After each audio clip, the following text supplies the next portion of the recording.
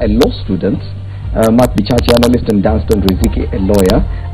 We continue looking at this issue of Raila Odinga swearing in, and let's now focus more on the People's Assembly. Yesterday, Professor Gideon Muigai warned counties that have passed the People's Assembly's motions, saying it is an alien term to the Constitution because it is neither established within the framework of the County Governments Act or any other legislation. But this is tied to the swearing in because some 11 counties have so far passed the People's Assemblies as directed by NASA, and Mr. Odinga could be sworn in any of them. This is according to the Daily Nation.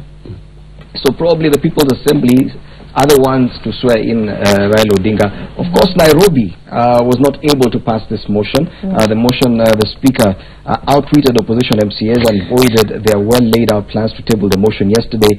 As a result, Nairobi is not among the 11, 12 counties that have passed the motion, but Machakos and Mombasa were the latest to do that. So about 11 counties have so far done this. Do you understand what exactly the People's Assemblies are supposed to do?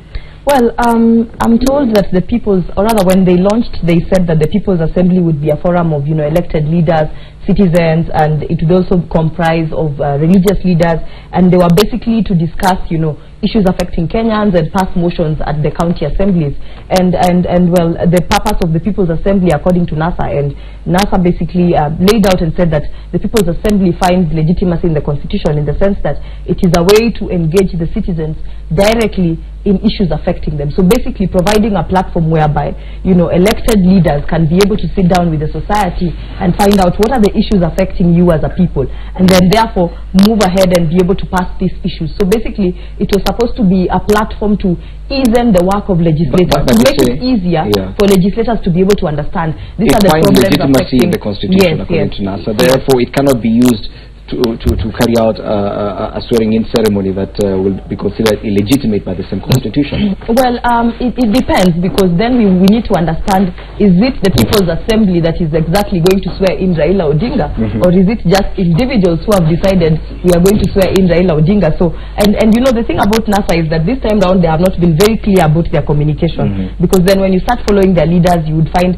different information. You'll find a section of NASA saying that, the People's Assembly is going to swear in Raila Odinga, another section saying that we as the people are the ones who are going to swear in Raila Odinga, because you've also seen across social media the supporters of NASA saying that in fact even Raila himself cannot stop this swearing in at where they stand right now, that they themselves want him sworn in, and if it would take them personally swearing him in, then they will do it. So we don't know whether it is the People's Assembly that are going to swear in Raila Odinga, or it is just NASA as a fraternity that is going to swear in Raila Odinga. Coming out to comment on the People's Assembly, yet Jubilee on one hand says whatever the People's Assembly is inconsequential. It doesn't matter. But when the AG comes out to actually comment on the issue of whether or not it is legitimate, or it finds a legitimacy in the Constitution, then it means Jubilee is taking it seriously. In terms of communications, one of the key things that we all need to learn is we need to learn not to take certain things seriously. You see, let me tell you, if so the AG was wrong by taking it seriously, and that's the issue, because look, if you're going to take anything seriously, you need to answer basic questions as a human being. What is it? Why does it exist? How is it going to execute its mandate? When is it going to execute its mandate? How is it going to finance itself? These are basic questions that you have to answer.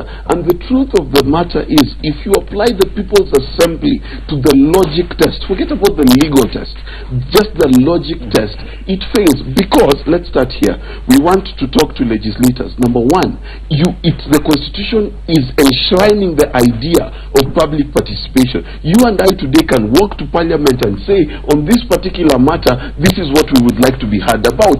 As a people, that is all right. In procurement issues, in anything in this country, the Constitution has guaranteed public participation. That's one. Number two, you have elected leaders who already represent you within legally identified bodies. Interestingly enough, if you look at the counties that have passed the People's Assembly's bill, NASA enjoys a majority. So let's pause and think. If we are going to hold Jubilee to account, let us bring NASA down to the question of, is there corruption in those counties? Let's bring NASA to the question, are they encouraging public participation in those counties? Let us bring NASA to the question that, are they inclusive in the structures? Yes. Let me finish. But that's taking the conversation elsewhere. I'm taking it about the legitimacy of the People's Assembly and what it can do. And that's what I'm saying. Number one, we have structures. Those structures have not failed. At no point has NASA said that we as MPs feel that Parliament cannot provide. But at what point do you feel that the People's Assembly does not find legitimacy in the Constitution? But because, number one, we exercised our direct right in governing ourselves by voting. That's one. When we voted for MCAs and governors. Number two, we still have space to access direct power of the people by going to our MCAs, our leaders, our governors, and even the president. Any citizen today can write a letter to the presidency and seek audience. But Danstan Riziki, if at all this, whatever this 11 or so counties have done is illegal, how come no one has moved to court to challenge? Actually, there's an injunction. There's an injunction against. There's a court order against any debate on more so by the county assembly. The one from Machakos? From Kitui. Yes. From Kitui. The High Court of Kitui issued a court order against any county assembly. Whatever the county assemblies are doing is actually in contempt of the court proceedings. But more importantly, that is one aspect of its illegality, because there's already a court order to that effect. But pending determination. Yes. Actually, there's a court order. First of all, that's the bottom line. So anything you're doing when there's a pending order, the pending court order, then that is an illegality in its entirety. But let us look at now. NASA has been using Article 1 and Article 1.2 on the issues of interpretation of direct and indirect how is it called? Direct or indirect representation, excess of power. And Article 1, probably just being very, very specific, we can do the semantics. Read it through so that we can understand. Article 1 provides that all sovereign power belongs to the people of Kenya and shall be exercised only in accordance. In accordance, that is caught in a compulsory kind of term with this constitution. So anything you're doing, whether you're exercising power directly or indirectly, should be in accordance. But are you saying that for a county assembly to sit and pass a motion for the establishment of a People's Assembly is illegal? Forget about the court order, because it is illegal. It is illegal. That's why you're going to define what is direct or indirect exercise of Article 1. That's why I was reading through it, so that probably you understand the aspect of in accordance to this constitution. But these are elected individuals who have come up with this and passed the motion. That is whatever they're trying to do. They're trying to use the legislative mandate to try and exercise in direct power. And within this constitution, there are four instances where the constitution premeditates or foresees exercise of power directly. One is what Mark was referring to, public participation, which is guaranteed within the Constitution, within Article 10. Two is picketing, right to picketing, Article 37. These are exercises of direct exercise of power. Three is right to recall. That is direct exercise of power. When you recall an MP, that is direct exercise of power. So any of these, whether direct or indirect, should be, because Article 1.1 provides that, should be exercised in accordance with the Constitution. Whether you exercise that power directly or indirectly, should. Does it mean, therefore, that since the Constitution does not envisage anything, therefore it means that thing is illegal? That's the thing, because I think the whole point of how to ensure that a democracy thrives, you need to have participation of the people. And when he says that the Constitution already prescribes the manner in which one can exercise direct power, and public participation being one of them, aren't we trying to say, are we trying to say that the People's Assembly is not a form of public participation? Because in my view, when the People's Assemblies were being launched, they said that the purpose of this was to have the people come and sit down talk about issues affecting them, and then now these issues would then be taken as resolutions that would then be acted upon at the county assemblies. If anything, if that is the true intention of the People's Assembly, and we saw it at Machakos when the first meeting was held, I think a few weeks ago, with NASA leaders coming together and sitting with the people, and the people trying to express some of the problems that they were facing, then it should be embraced, because it is a form of public participation. It is just a form of public participation that has been clearly defined, and that is now being adopted by county assemblies, and county assemblies are saying, look, we want to involve you in governance, and therefore come and let us reason. So I don't know why we are really trying to just to criminalize something that finds footing in the Constitution. And I'll put that question to you again. Yes. Simply because the Constitution does not expressly provide for the People's Assembly, does it necessarily make it illegal? One, you know, when you draft a bill, there are 3 or 2 issues that you really look at. One is the preamble. The preamble of the People's Assembly, which is first of all generated from Nairobi or from the NASA strategy team. The preamble does not envisage public participation, in the sense that the agenda that NASA really strives to achieve, it is swearing in. That is one of the issues that the bill seeks to achieve at the county level. If that is the starting point, then it's an illegality ab initio. You get what is the motivation? What is the jurisprudence behind it? What motivates the whole thing?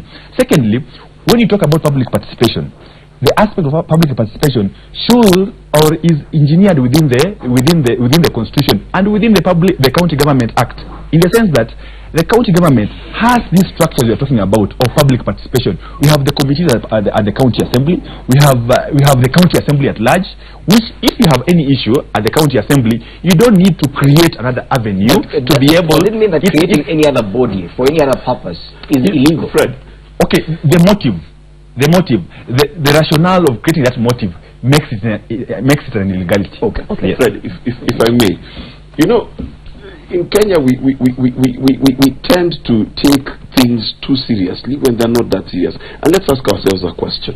Number one, has Parliament, have governors, have the county assemblies failed to such a level that we need to create a parallel organization? I wager not. That's one. Number two, is there a process by which we can institute the changes that we need? Yes, there is.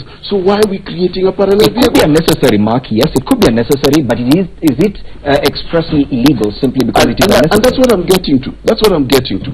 Number one, I'm a firm believer that the nation needs to talk. I encourage people to participate in politics, whether you'll call it an assembly, a people's parliament, whatever it is you want to call it. I encourage it. But when that purpose becomes to subvert the order that exists, I cannot encourage that, because that is the recipe for anarchy. And the problem with that is this, that as a society, if every time we hit the slightest hitch, we create another vehicle instead of using what is legitimately there, we run into trouble. And here's what I mean. If today those people's assemblies were structured in a way that they're specifically created to give feedback to Parliament, to Senate, to the presidency, to government, in terms of giving feedback, I'll be the first person to sign up, because that's what I do every day. I come to this show and I talk to Kenyan people and I give them my opinion. So that is legal. But if my opinion is set to subvert the authority of a county assembly, the authority of a sitting government, then I'm wrong, because that government, that sitting authority, whether it's at the county level or at the top of the ticket, has not in any way stopped my voice from being heard. Yes. And that's the issue. Ruth, what Mark is saying is that the attempt to establish a People's Assembly is an attempt to legitimize an illegality.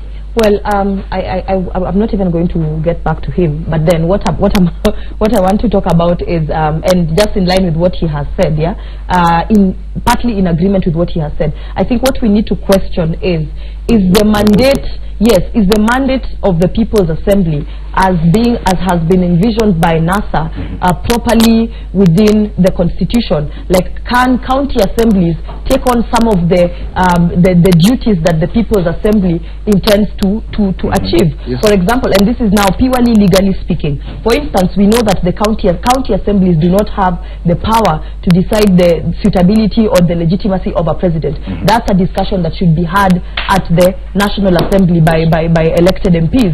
That is not a function of the county assemblies. Yes. However, if the People's Assembly truly seeks to just sit together, to sit down with the people, discuss issues affecting them, then well and good. But then again, the question comes that what if one of the issues affecting these people is the actual legitimacy of the president? You know, does that mean that then we also go into trying to say that, look, you as the People's Assembly cannot sit down with the people and discuss that, look, as a people, or rather as a section of the people, we don't feel that the president is legitimate.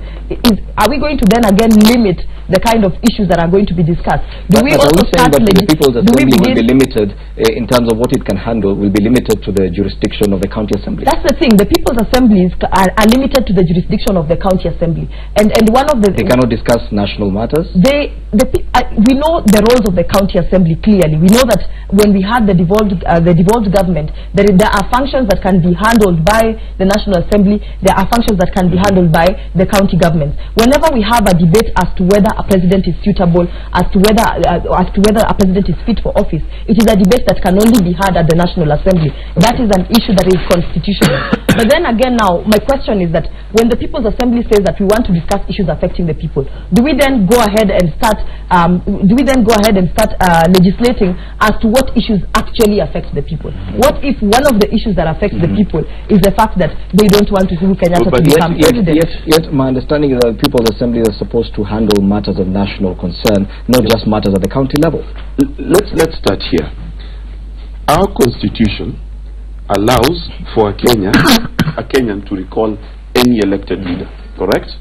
Therefore, if I am unhappy with the sitting president, the constitution actually has ways within which I can go and ask for the president to be impeached. You understand? And this is what my problem is, that whatever the people want, the constitution actually has a pathway to do it. Now, I agree that it may be difficult to do it, but the conversation can be had within a legal framework. And this is what my issue is. Can we stick to the law? You know what we keep playing at here, and this is my problem. We keep pretending that the opposition has no place within the rulership of this nation, whereas it does. Whether in minority or majority, the opposition has space within the county assemblies, within parliament, within senate, within the opportunity to picket, within the opportunity to recall, within the opportunity to publicly participate. It has a place within the constitution. But also an opportunity for Kenyans to discuss any matters that concern them cannot be said to be illegal or illegitimate. One thing about the issues, I was very specific there. The constitution anticipates when to have direct exercise of Article 1.1. That is that is the bottom line. Whether you go whichever way the constitution prescribes, unless we want to say that 67% of Kenyans who voted in 2010 who are not of sound minds. That is one. Secondly, we also live in a community of nations, in the sense that, I'll give you examples. The People's Assembly is not an idea that is strange to the world. The People's Assembly was exercised in Mali, in Burkina Faso, the two countries that exercised the People's Assembly mostly in 1992. Did it in a way that what they are really doing it is an incitement kind of structure, in the sense that when you have the People's Assembly at the grassroots level, then it creates fodder, more so for incitement among the various people, because you try to awaken some level of emotions that are at the grassroots level. Thereafter, these people will come and meet. They come and meet at a particular point, and therefore cause a revolution, and that is what has really that's what has really destabilized Mali and Burkina Faso. I'll also give you another example. You see, in Ukraine, they had the Orange Revolution. The Orange Revolution was also occasioned by what we call the People's Assembly at this moment in time. So, if as a country we are not a mosaic of our historical past, more so within the community of nations, that is the history, or that's the jurisprudence that is a build-up of this People's Assembly. But whatever the People's Assembly intends to achieve, basically, can be achieved through other legally established mechanisms within the Constitution, within the County Governments Act, within the purview of the government structures that we have in this country. Therefore, if we want to create another institution for that matter, or another body for that matter, to be able to do another body's institution, that is duplicity of functions. For example, if you have an issue, maybe the issues of seclusion, you don't need to. You have other ways of addressing the same, and you have to address it with the same with the sitting structures. If we try to go and discuss about the People's Assembly, who shall be the recipient of this report you're going to come up with? Okay. Who shall implement that report? For example, the legitimacy of that report. You come up and say, for example, that the presidency should be rotational for that matter. Who shall? I think we've really dwelled so much on this matter. I'll give you just one last word on this. We need to look at other headlines before we leave. Just a final one. You know, when he gives examples of Mali and the effects of what the People's Assembly did in Mali, basically what he's trying to say is that we should expect the same in Kenya.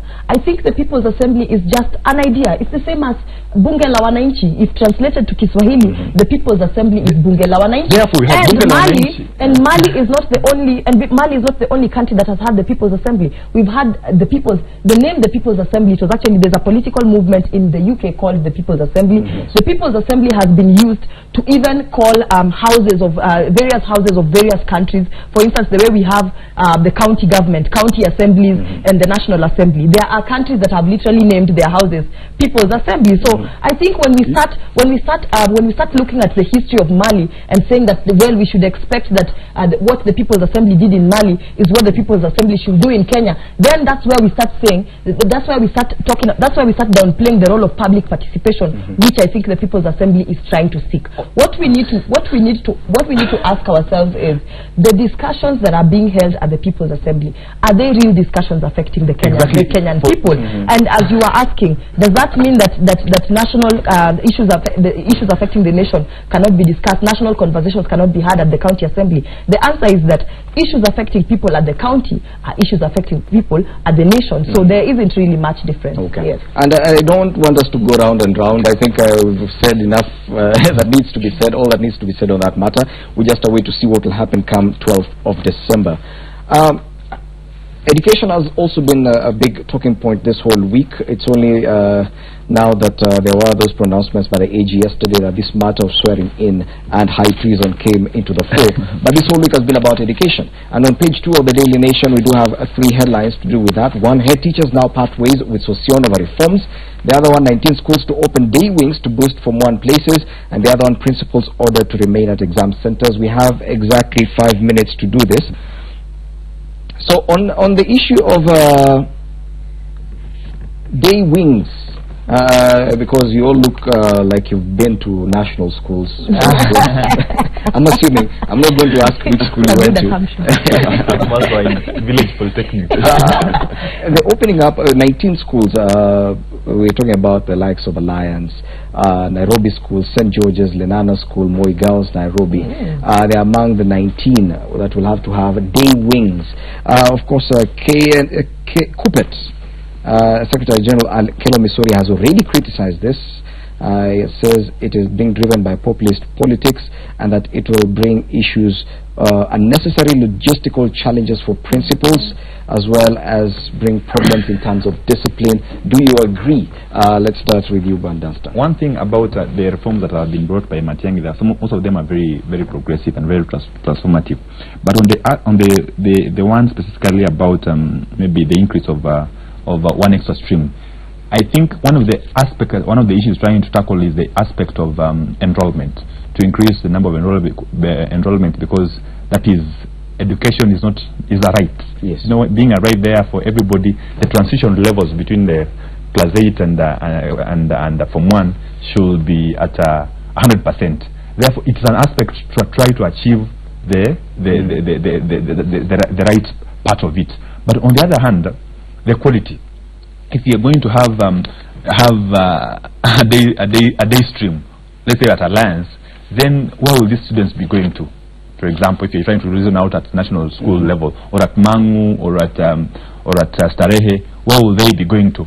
That is another presumption. But also, if you look at it progressively, is that we are presuming that there's a percentage, there's a quota that is given to particular regions, more so the areas surrounding that school, that to an extent that they will be able, those students who will be the scholars will be from the neighborhood. It's also in a way to try to boost these academic giants in the institution or the locality where they come, the catchment areas, to boost performance in those areas. I think, in a way, if you look at it progressively with the time, it is a progressive idea. But on the other hand, at the implementation stage, you'll have few hitches here and there. But I want us to be very positive towards the way we look at it. So it is a proposal to support. It is a proposal to support, but we will see the benefits later on, not at the moment. Yeah, Akelo Misori says it will bring necessary challenges, but we know that some of these schools initially started as day schools. Quite a number of schools in Nairobi were day schools. However high ranking they were.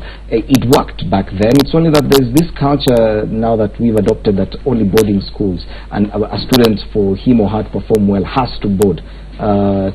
Do you agree with that? I absolutely disagree, because I'm one of those people who homeschools my children, and I've seen the benefit of my children being in the house as opposed to when they were in formal school before.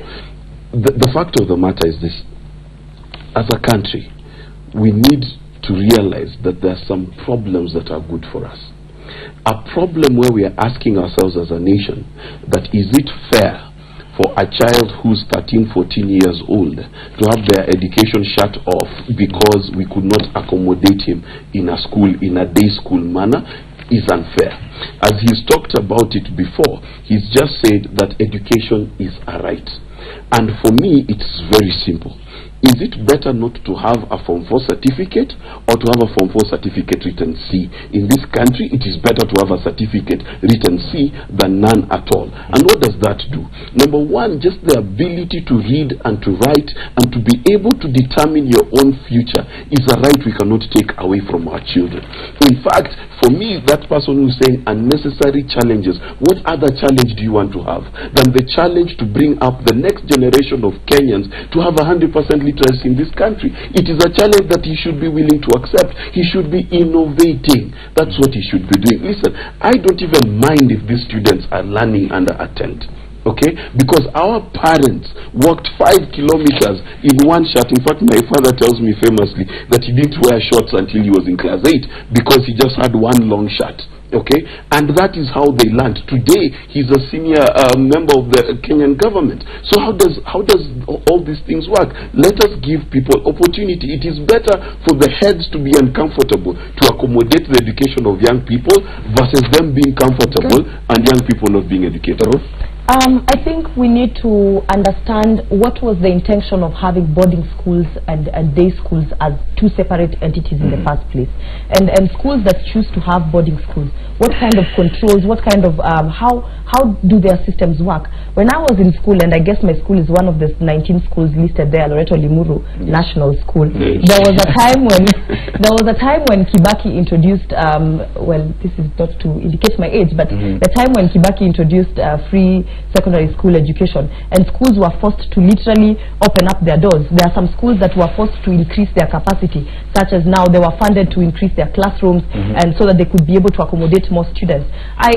Generally, schools really had to strain, because in as much as they were saying expand and increase the number of classrooms so that you could accommodate more students, there was the problem of, as we are increasing the number of classrooms, are we going to as well increase the number of teachers?